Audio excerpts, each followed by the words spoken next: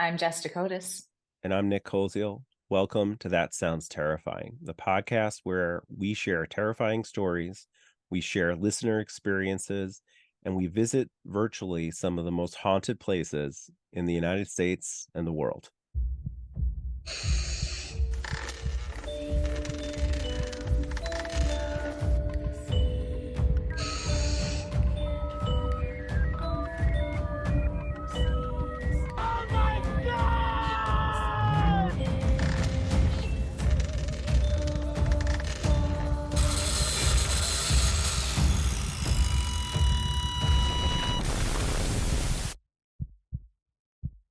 Hey, everybody, welcome back to another episode of That Sounds Terrifying.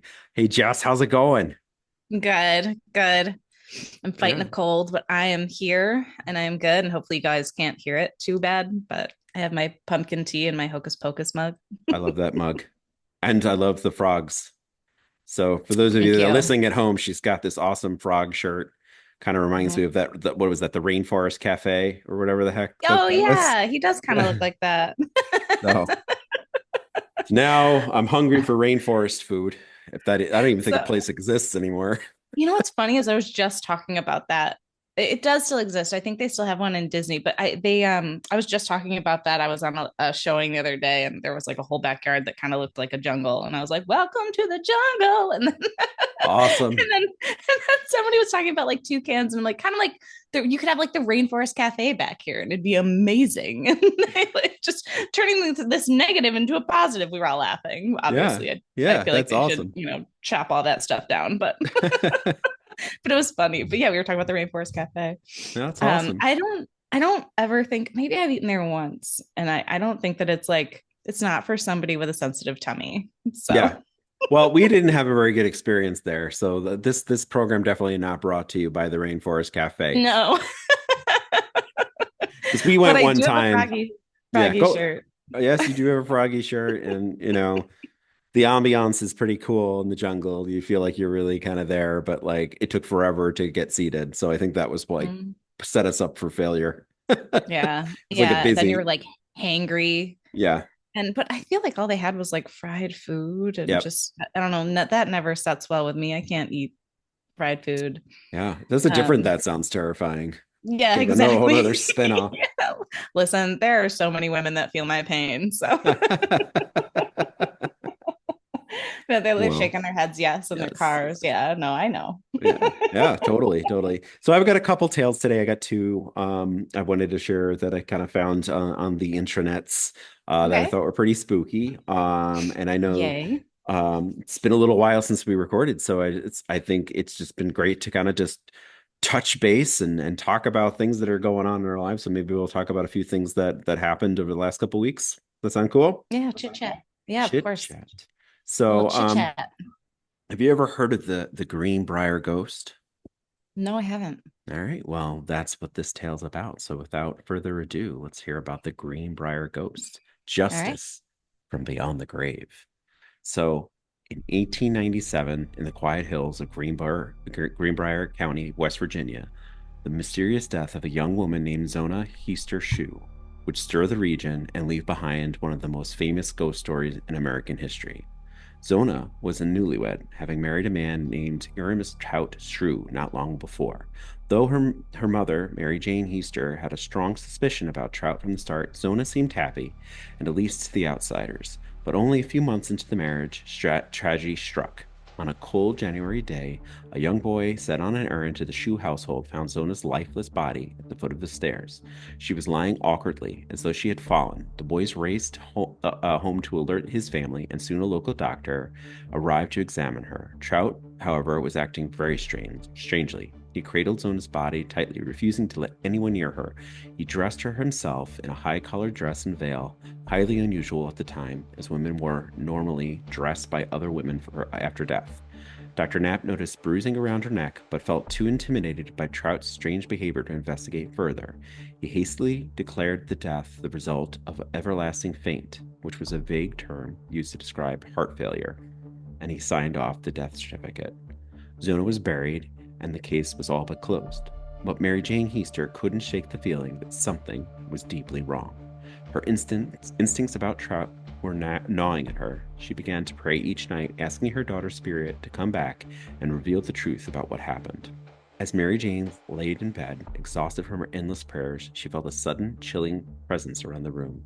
When she opened her eyes, she saw a faint glow at the foot of her bed, a shape slowly forming into a figure. It was Zona, or at least a ghostly version of her. The apparition was pale and translucent. Her expression was sorrowful and distant. Mary Jane gasped in shock, but there was no fear in her heart, only a strange sense of calm. She knew in her bones that it was her daughter's spirit answering her prayers. Zona's ghost said nothing at first, simply standing at the foot of her bed, her form shifting, flickering in the dim light of the room. Mary Jane was frozen, but a strange peace had washed over her, knowing that her daughter was trying to reach her. That night, however, the ghost didn't linger for long. It faded away as silently as it appeared, leaving Mary Jane with the certainty that her daughter would return. Over the next few nights, Zona's ghost returned again and again. Each time she appeared more solid, more vivid, her eyes hollow and filled with sorrow, seeming to plead with her mother for help. Mary Jane begged her to speak, to tell her what happened, but the ghost said nothing. Mary Jane described Zona's spirit as appearing in a burial dress, her face framed by long, dark hair. Each visit was pretty brief, with the ghost standing motionless at the foot of the bed, seemingly silently pleading. The atmosphere in the room was thick with sadness, but also had a growing sense of urgency.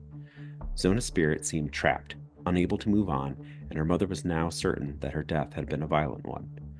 These spectral visits continued, each time leaving Mary Jane with more convinced that Zona had been murdered. It wasn't until a fourth and final visit that everything changed. On that fourth night, Zona's ghost returned, this time with a purpose. Unlike previous visits, the spirit approached Mary Jane more closely, standing beside her. Air was cold, and the room seemed darker than usual, despite the soft glow of the apparition. This time, however, the ghost spoke. In a voice both distant and echoing, Zona revealed the truth of her tragic death. She told her mother that she had not died of those natural causes, but had been murdered by Trout in a fit of rage. According to the ghost, she and Trout had argued violently the night of her death, and Trout had flown into a jealous rage, believing that Zona had not prepared meat for his dinner. In a blind fury, he attacked her. Zona's ghost claimed that Trout had snapped her neck with his bare hands. As if to prove this claim, the spirit reenacted the moment of the death, turning her head from one side to the other, and until it laid at an unnatural angle, facing completely backward. Mary Jane, horrified, watched the ghost demonstrate exactly how her windpipe had been crushed and her vertebrae broken. The ghost repeated the details of the murder, showing her mother how her neck had been twisted in the fatal attack. She revealed Trout's violent nature, explaining that this was not the first time he lashed out with anger.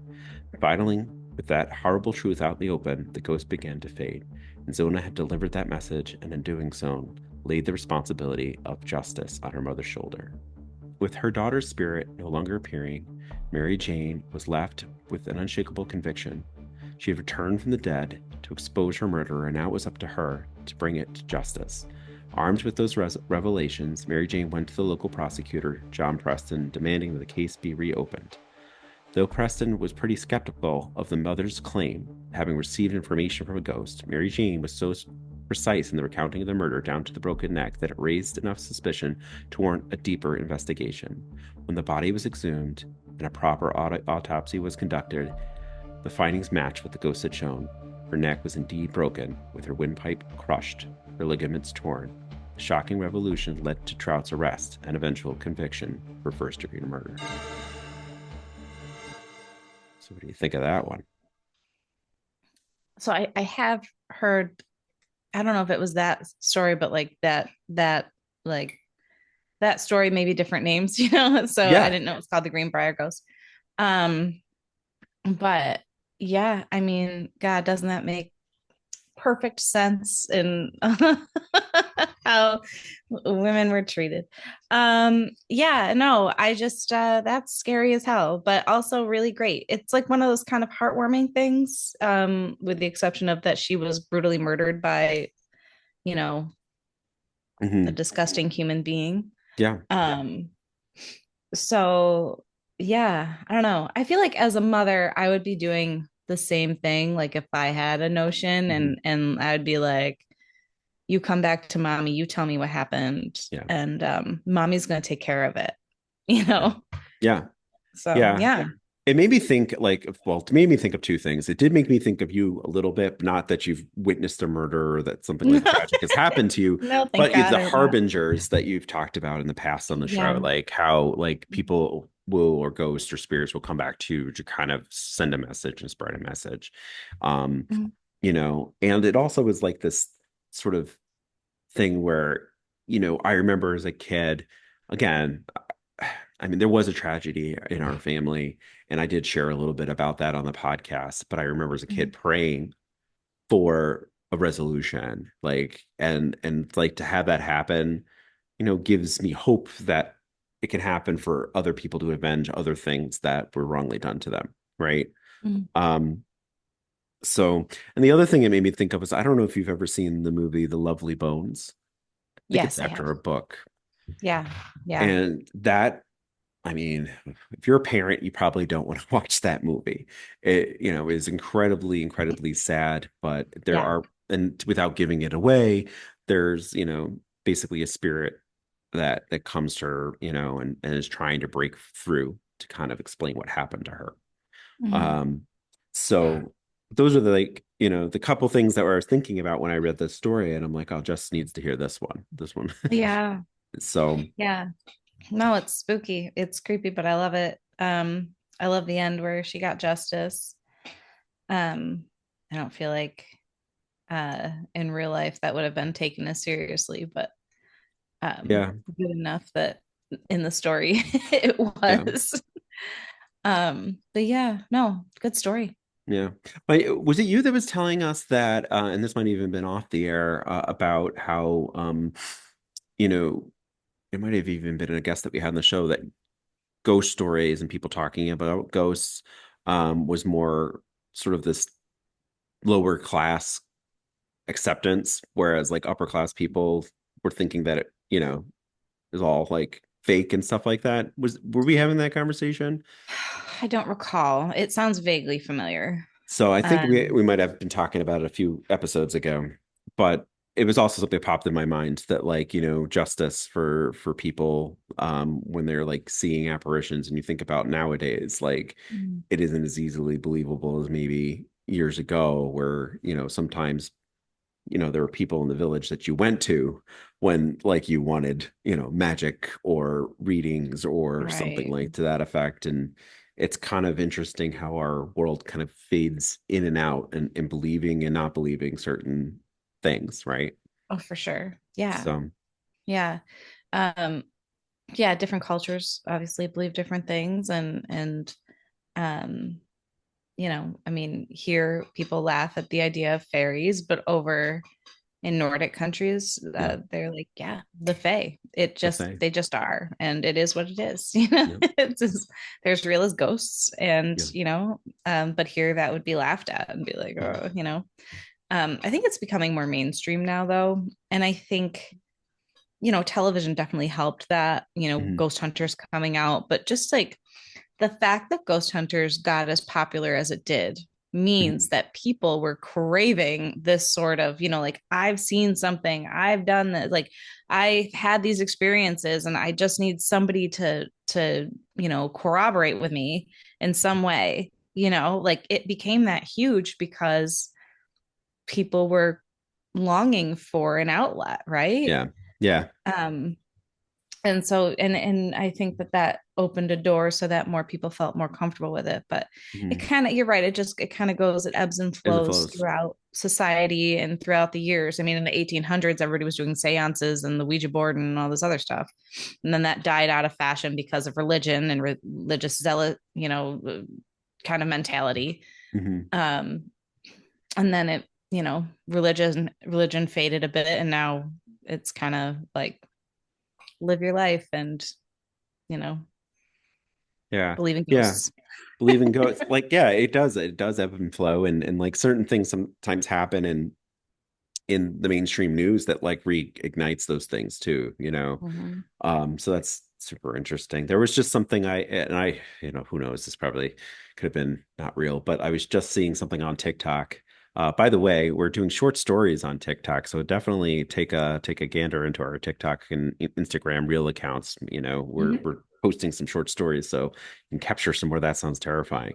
But there was a murder of a woman in the 70s, and she was still unidentified, and I think she still is unidentified, but there was a guy, and it might even have been related to Stephen King actually, um, that saw Jaws, and one of the extras resembles that missing woman, so that they were trying to identify her. But that was like a quick TikTok that I saw, that so from like a movie from the original Jaws could have some effect on like a missing person. Isn't that weird? Yeah, that is So, weird. but it's those kinds of things that, like, I know it's not ghostly, but it's just interesting how things can be reignited just by social media and by, you Hmm. know, people. So, Yeah, but it's got us curious, right? Scratching our heads, wondering, you know. Um, yeah, very cool. yeah. Uh, in that same vein of that story, this past weekend, yesterday, I was on a showing, and it was this beautiful old historic house from the 1800s. I think it was built in the 1860s. Hmm. And oh, it had like the original hardwoods and everything, like this wide, thick, beautiful planked wood that was just stunningly gorgeous and refinished. And oh, the home was so well cared for throughout the years. Hmm. Um, but it had so much energy in it. And at one point, my client was like, uh, "It feels like nobody lives here." And I was thinking in my head, it feels like a lot of people live here. Like nobody lives here that's living. Yeah, But and I very. looked at him and I go, "Mm-hmm, Wish uh-huh." I wish I was there, Um, because I would have picked up on that so quickly. yeah. I would have been. So hard not to like spill my guts on it, but I was like, mm-hmm. They did not want to live there. The next door to it was a graveyard, a Mhm. cemetery from it had people in it because we went afterwards to go look, and we did end up starting to talk about like ghosts and stuff. I think the wife does not believe, but the husband was telling me some things. um and we went to the cemetery next door just to see how old it was. I wanted to see if it was older than the house. Just it was calling to me. I just had to go. Mhm. um and there were Revolutionary War soldiers buried in that cemetery, like right here. Like Yeah. it was amazing. And right across from, like, it was this strange house. It was the only house there. It was next to a big, beautiful church. And right next door was the old town hall and the cemetery. The old town hall was right in front of the cemetery. The cemetery Mhm. was like literally like shared the backyard with this property. Yeah. Um, there was just a chain link fence separating it. Um, and we were just walking through and we entered the cemetery, and I'm with um the two of them, and all of a sudden I smelled like this smell, like it smelled peppery. I Mhm. don't know how else to describe it, but I was like, what kind of plant is like peppery outside in November? It was a nice Right. day, but it was chilly. And I turn around to look, and the town hall windows are facing the cemetery, and there's this face in the window staring at us, this bald head. And I'm just like, what the? And we all jumped. All three of us were like, oh. And we all started laughing. And like the wife was like, is that real? Is that a person? Like, what is that? It's a mannequin head that Mhm. somebody was hilarious and left it like in the window of this abandoned town hall. It's not town hall Mhm. anymore. It's abandoned, and had just like left it facing the cemetery, and it was the creepiest funniest thing. And I still don't know what that smell was, and he had Mhm. smelled it too, but she didn't. And she was like, you guys are silly, you guys are silly. So we kept walking into the cemetery, and that's when we started looking at the names of the graves. By the way, we found one grave where the wife had passed. They were both born in like early 1800s, and the husband was born in 1816, and he had no death date. Mhm. So we were laughing. We were like, "Oh, he's a vampire. Oh, he's." Yeah. But I took a picture of it too. I was like, he must be buried with like a second wife or something. The wife died when she was like in her 30s or whatever, or nobody cared enough or whatever to put his death date on here. I'm not sure Hmm. what happened there, but it was interesting. Like the whole thing was like that cemetery, this teeny little cemetery in this like tiny, tiny town had so much history. And like that whole area was just like there was a little war memorial across from the house. Hmm. And this isn't like a street, like a busy street. This is like a little tiny, I don't know how to describe it. It's just like Hmm. a little, not even a cul-de-sac, but just like this one little road through, and it's the house, the little road through, and then this big beautiful park, war memorial to like all the soldiers and everything. It was really a neat property, but Hmm. I wouldn't live in that house. I would never get any No. sleep. It had so much energy. It felt so alive. It felt like when you walked in the house, it felt like it was buzzing. Hmm. It was a lot. And even he felt it. And even the wife was like, yeah, I don't really believe in this stuff, but like, yeah, I don't want to, it would creep me out. Yeah. But gorgeous, so well maintained, so stunning.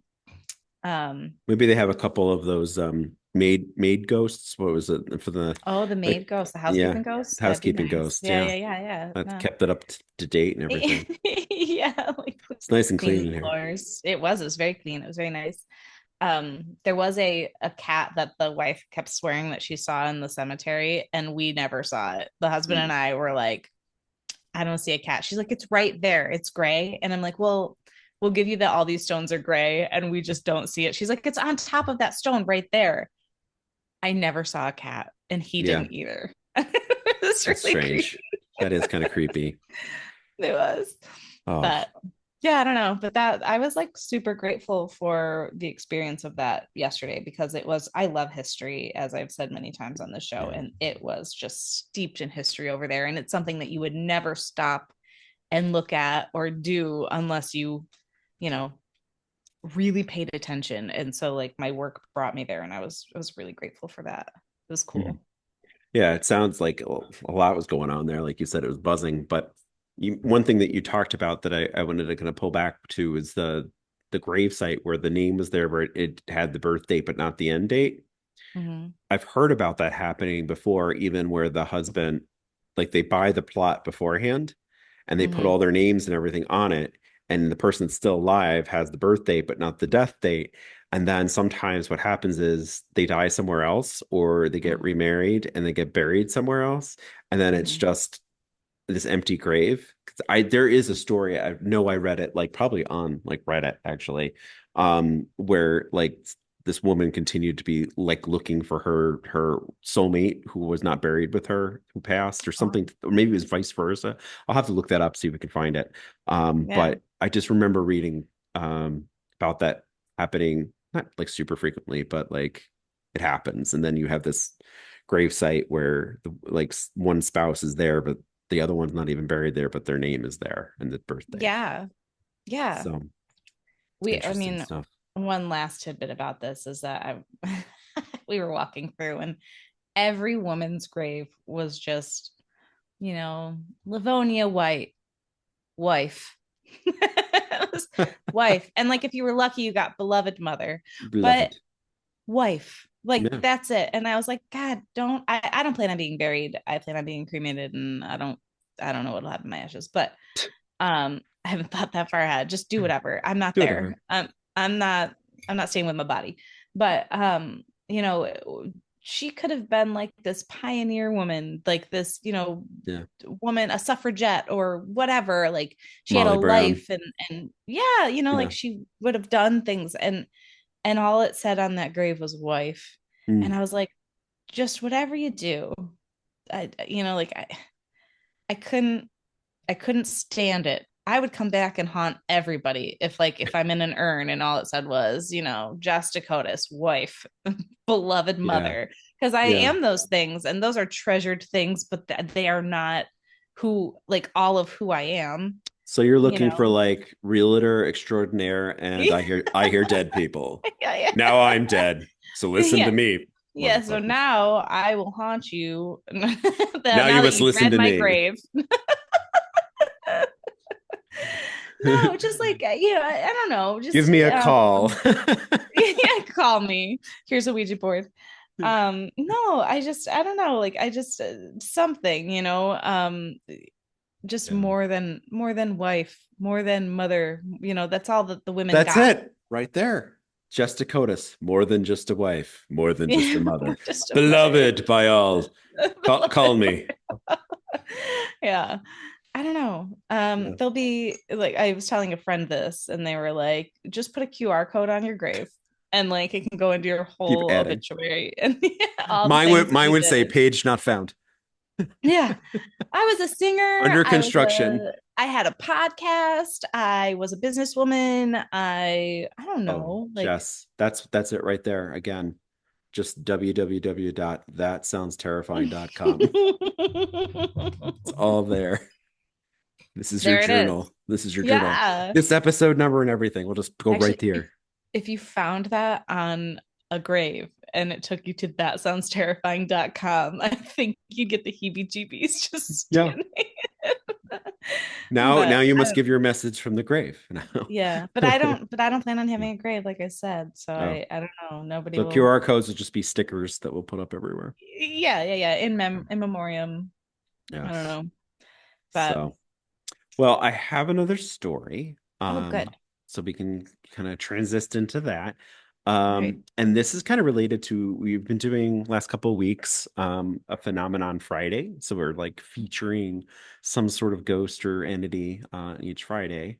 And so I will start this story with again without further ado.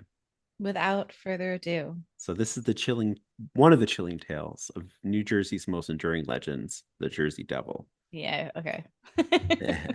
For nearly 3 centuries, this mysterious beast has roamed the dense forest of the Pine Barrens, leaving terror in its wake. Is it merely a myth, a figment of local folklore, or could it be something darker, something real, lurking among the trees of southern New Jersey? It all began in 1735 with a woman known as Mother Leeds, living in the rural wilderness of the Pine Barrens, struggling with poverty, already burdened with 12 children. She found herself pregnant with the 13th. In this moment of despair, she raised her hands to the heavens and cursed, "Let this one be a devil." On a stormy night, as thunder shook the skies, Mother Leeds gave birth. At first, all seemed normal, a healthy baby boy. But as those gathered in their humble home soon realized this was no ordinary child. Right before their eyes, the infant transformed into a grotesque creature. Horns erupted from its head, leathery wings unfurled from its back, and glowing red eyes pierced through the darkness. The creature attacked, clawing and biting everyone in its path. It slaughtered the midwives and then its own family before escaping up into the chimney into the night. From that moment on, the Pine Barrens became its domain, and the Jersey Devil was born. For centuries, locals have reported sightings of the beast, its eerie cries echoing through the trees, livestock found torn apart, and strange unidentifiable tracks leading deep into the woods. Even in 1909, a wave of panic gripped the region as strange tracks and sightings were reported across New Jersey and Pennsylvania, leaving the whole town on edge.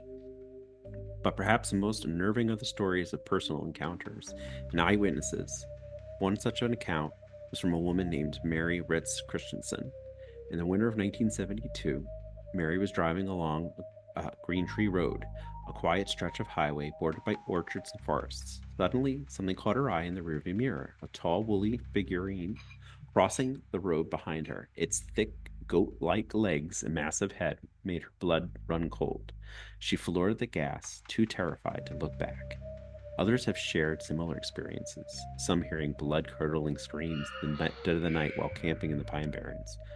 Keith recounts being stalked by an unseen presence, its heavy footsteps circling its camp, until it unleashed a scream so loud and terrifying that he feared for his life. Though he never saw the creature, the experience left him scarred, and he never returned to the woods again. Despite the terror, the legend of the Jersey Devil has become ingrained in Jersey's culture. It's more than just a ghost story. It's a piece of folklore that has been passed down through generations. The creature's image adorns t-shirts and toys and even the jerseys of the New Jersey Devils, an NHL hockey team. But while some see it as nothing more than an entertaining tale, others remain convinced that the devil is real. Perhaps one day you'll find yourself driving through the Pine Barrens, the full moon casting eerie shadows across the road. Just maybe you'll hear the wings flapping in the distance, or catch a glimpse of the glowing red eyes watching you from the trees. Until then, remember to stay safe, especially on those dark and lonely roads. For in the Pine Barrens, the Jersey Devil is always lurking, waiting to make its next appearance. So, what do you think of that? Do you believe in a Jersey Devil? Um, I don't know, but I don't believe in that origin story. Yeah. I don't know a single mom that would be like, I hope this one's worse than the others. You'd be praying, like, please let this be an easy baby. Please let this be an angel. Like, what if she had prayed for it to be an angel? Would we have like the Jersey Angel and it like goes around healing people and Yeah. shit? Like, It might be, we'll just have to check the QR code on her gravesite and see what yeah, that like, beloved mother had come up with. yeah. No, I don't know if I technically believe all that either. I think it's just some strange sounds and things like that. Like, I think we've talked, you've gone camping before, but you're not like an avid camper, No, right? I hate camping. I'm not a camper. I'll do it, but I don't want Right. to. I don't wanna. So, Oh, I yeah. mean, I grew up camping. I was a Boy Scout, and like, it's different when you're alone. Like, there's been times where, like, most of the time we would camp in these sites, these like, organized sites where, everybody, there's like 12 tents in an area. So like, there's a lot of sound, like, and you Mhm, feel comfortable because there's a lot of people. But like, when you do go out into like the deep wilderness, if you're not used to all the sounds, like mhm, I've told some stories on this podcast that like sounds that we like at the apple crunching deer. It's different if you're not used to it. But things like, foxes and other, foxes will scream. right. And you're like, what the hell is that? Yeah, it And sounds like a woman being murdered when yeah, a fox screams. Yeah. yeah. And the coyotes and all that other stuff that are making, sounds that you're not used to hearing. So that'll Hmm. scare the heck out of you. And I think a lot of that is what the Jersey Devil has like, Is. developed. And you know I don't do it very well, but I can track animals and things like that, and I can tell you a number of times where the tracks look extremely confusing, and then they're oh, they're a deer, Hmm. because of the way that the hoof landed, or it's everything scuffed up, or you had someone else walk over it, so Yeah, sure. I think that cryptids and these like little entities that we keep featuring on Fridays are just interesting folklore to kind of read into. I'm not sure how many of them I kind of believe exist. I'm just one of those people, like, we're so modern now, like it'd be very hard for a creature that is explained to be not super intelligent to just never be found, or never like get hit by Right. a car or whatever, Yeah. so Or like Loch Ness or things like that. Like we yeah, could sonar that lake so easy. yeah, let's just It's drain just it. but people I've heard like people explain it away with like, well, they're interdimensional. The Yeti is interdimensional and they Yeah, can cross through our dimension and that dimension. Not to say I don't believe in other dimensions because right. like sure there's quantum physics and things like Mm, that that I do not understand. Um, do I necessarily believe cryptid stuff? Not really, but like I don't poo-poo somebody who does. That's okay. Like yeah, if that's where you go and that's where you find something plausible, all right, I yeah, get it. You know, yeah. And I um, haven't had that experience either, so it's like I'm the same right. way. I'm not like saying that definitely not. It just Hmm. be surprising to me. But Yeah, I I'd be surprised. Yes. yeah. Hmm. And But I so I thought mean, this. Oh, go ahead. oh, I was gonna say people say the same things about ghosts and things like that, Sure. and I'm like, I can't prove what I've seen or what I hear or who I talk to. I mean, like, I'll get validation on things, but for the most part, like I can't Yeah, prove anything, and it's just very individualized. So, some people yeah. would be like, "You're a quack too," and I'm like, "Yeah, I am. That's Mm. cool." Well, I've always thought so. That's why I asked Yeah, you to be the co-host. thank you. You're Yeah. welcome. Yeah. But I think, Jess, I thought this was kind of a more fun tale. It wasn't like a one specific story, but it kind of touched on a couple different things. So, It um, did. Like but Jersey. yeah, yeah. It didn't Jersey, touch on Jersey is a scary place by itself. Forget the devil. Forget the hockey team too. I mean, I used to live downstate, and so like I agree, but it's So, I'll give them it's not as smelly as New York City. It's just That's an interesting acquired smell. Yeah, So, it is, especially in the summer. Blah, but yeah. I still love New York City. Yep.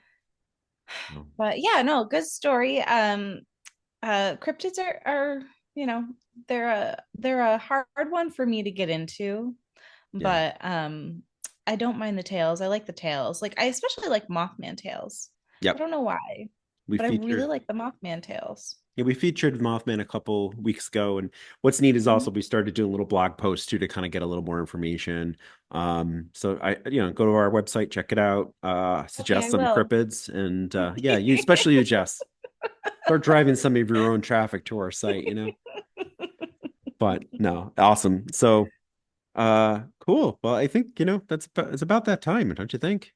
Oh, it is about that time. So, listeners, thank you. Thank you for listening. We appreciate it.